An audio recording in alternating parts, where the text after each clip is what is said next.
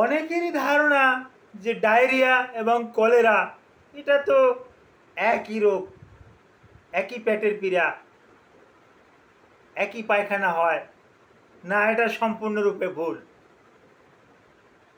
Diarrhoea bacteria দিয়ে হতে পারে, ডায়রিয়া ভাইরাস দিয়ে হতে পারে। সাধারণত যে ভাইরাসটা দিয়ে হয় এটা রোটা ভাইরাস। ফাঙ্গাস দিয়ে হতে পারে ডায়রিয়া।